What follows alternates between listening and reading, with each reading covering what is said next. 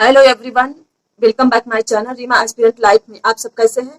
I hope कि आप सब बहुत अच्छे होंगे, मस्त होंगे, आपकी स्टडी भी अच्छी चल रही होगी। मेरे वीडियो पर बहुत सारे लोगों का एक ही कमेंट होता था कि आप एक दिन में कितने स्लॉट पढ़ती हैं और कितने घंटे आप अपनी स्टडी को देती हैं।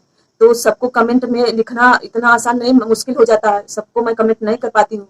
तो सोची कि आज मैं जो स्ट्रेटेजी अपनाती हूँ home science TGT PGT home science के लिए, तो आप सबसे मैं वो शेयर करना चाहूंगी वीडियो बना के। तो इसलिए मैं सोची कि आज मैं आप लोगों से यही शेयर कर दूं कि मैं कैसे पढ़ती हूँ और कितनी टाइमिंग देती हूँ अपनी स्ट्रेटेजी अपने स्टडी पर। तो स्टार्ट करते हैं तब। जैसा कि इस वीडियो में मैं एग्जाम टाइम कितने घंटे पढ़ती हूँ और हमारे एग्जाम के लिए अभी कितने टाइम बाकी। मान लीजिए कि हमारे पास 3 मंथ है एग्जाम के लिए, और फिर मैं अपनी स्टडी पे कितना टाइम देती हूँ और सब्जेक्ट टाइम कितना देती हूँ और कितना सिलेबस मैं एक दिन में करती हूँ और कितने दिन में सिलेबस कंप्लीट हो सकता है और इसका एग्जाम पैटर्न क्या है और प्रिपरेशन स्ट्रेटेजी क्या है, यही सब मैं आपसे आज शेयर करूंगी।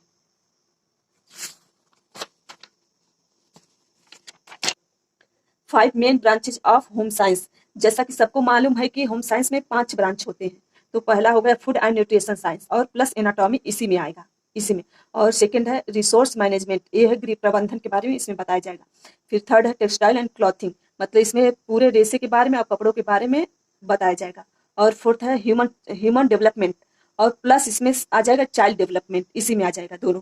और हो जाएगा नेक्स्ट है एक्सटेंशन एजुकेशन, प्रसार शिक्षा, इसको बोलते हैं प्रसार शिक्षा।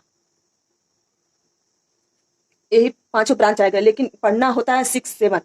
आगे मैं आप सबको कितने टाइमिंग अपना देती हूँ एग्जाम के ऊपर वो मैं बताने जा रही हूँ। जैसे कि फुल स्ट्रेटेजी मैं आपको ये वीडियो बनाई हूँ। जैसे किसी भी सब्जेक्ट चाहे किसी की भी तैयारी हो, आपको 3 स्टेप तो कंप्लीट कर, 3 स्टेप उसमें होता ही होता है। जैसे फर्स्ट स्टेप में नो योर सिलेबस, मतलब आप अपने सिलेबस के बारे में जानते हैं कि नहीं। टीजीटी पीजीटी आपका सिलेबस, टीजीटी पीजीटी के बारे में पूरी जानकारी आपको है कि नहीं।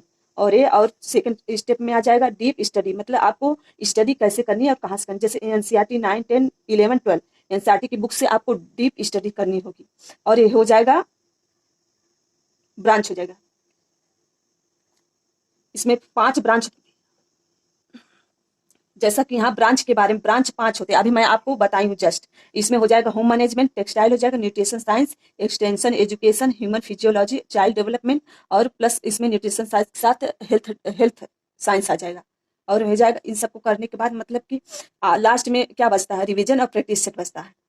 अब मैं यहाँ पांचों ब्रांच में मैं कैसे पढ़ती हूँ और स्ट्रेटेजी कैसे बना के कितनी टाइमिंग अपने सब्जेक्ट पर देती हूँ, वही मैं यहाँ बताने जा रही हूँ आगे।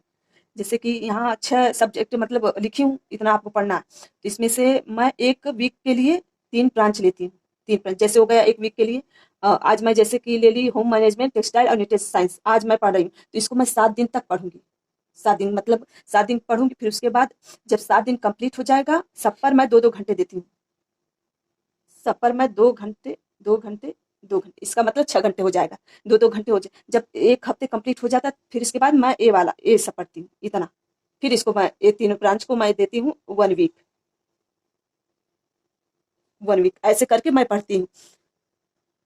जैसा कि सबको मालूम है, जहां तक हो सकता है 3 4 मंथ लगेगा एग्जाम के लिए। ये मान के चलिए कि 3 मंथ हम लेके चल रहे हैं, तो हमको 3 मंथ में हम इस हिसाब से पढ़ें कि हमारा सिलेबस इतना जो है कंप्लीट हो जाएगा। सिलेबस बहुत ज्यादा पढ़ना है, तो जैसे मतलब कि मैं राइट कर ली हूँ अपना सिलेबस जितना भी है पढ़ाया गया, मतलब मैं ऑनलाइन क्लास ली थी पार्थ एजुकेशन से, तो मेरा कंप्लीट हो गया। तो जिनका कंप्लीट नहीं हो गया हुआ है, तो उसको उनको इसी तरह पढ़ना होगा। 3 ब्रांच एक हफ्ते के लिए लेना होगा। 2 2 घंटे राइट करना, मतलब राइट करना अगर आप कम से कम 2 मंथ का बस टाइमिंग लीजिए अपने सिलेबस को कंप्लीट करने के बाद, फिर उसके बाद जो समय बचेगा आपको रिवीजन और प्रैक्टिस सेट पे देना होगा। तब कहीं जाके आपका सिलेबस कंप्लीट होगा और कहीं आप इस रेस में आएंगे, टीजीटी पीजीटी की रेस में आप शामिल हो पाएंगे कहीं। जैसा कि मैं अभी बताई हूँ कि आपका सबका फोकस टीजीटी पीजीटी पर एक सीट पाना है, तो सबका टारगेट सेट होना चाहिए कि हमें ये करना है, तो हमें यही करके रहना है, जरूर से जरूर हम करके रहेंगे। तो आपको एक सीट, बस एक सीट की जरूरत है ना, तो आपको एक सीट पर अपना फोकस करना होगा और दूसरे सीटों से आपको कुछ मतलब, बस एक सीट से। और सिलेबस, और पहले तो उसके बाद आपको सिलेबस देखना होगा, सिलेबस कितना है और कैसे क्वेश्चन पूछा जा रहा है, उसमें अच्छी तरह से आपको देखना होगा। और डेली क्लासेज, मतलब जैसे कोई ऑनलाइन क्लास ले रहा है तो कोई ऑफलाइन क्लास, जैसे जिसके पास सुविधा है उसी हिसाब से वो अपना काम कर रहा है।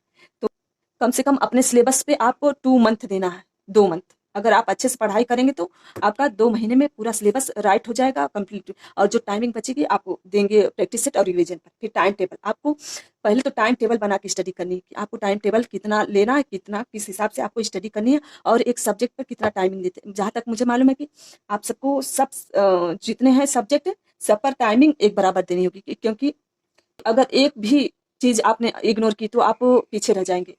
एक क्वेश्चन भी छूटा तो आप कितने पीछे रह जाएंगे प्रीवियस ईयर। और आपको प्रीवियस ईयर, आपके पास जो प्रीवियस ईयर है, जैसे कि प्रीवियस ईयर क्वेश्चन में आप समझ नहीं पाते हैं कैसे पढ़ना है, जैसे कि विटामिन सी का रिच सोर्स क्या है, तो आप उसमें पूछे जाएगा ऑरेंज, आंवला, फिर अनाज, ये सब चीज़ें पूछे जाएगा उसमें ऑप्शन है, तो आप सब अनाज तो हट जाएगा लेकिन ऑरेंज और क्या कहते हैं आंवला रहेगा। तो इन सब में विटामिन सी पाया जाता है। इस हिसाब से आपको पता हो जाएगा कि हमको विटामिन के बारे में पढ़ना है और विटामिन सी पढ़नी है और इन सब में कितना विटामिन सी पाया जाता है, ऐसे करके आपको करना है। मैं अपनी वीडियो यहीं ख़त्म करती हूँ क्योंकि ये वीडियो बहुत लॉन्ग हो जाएगी।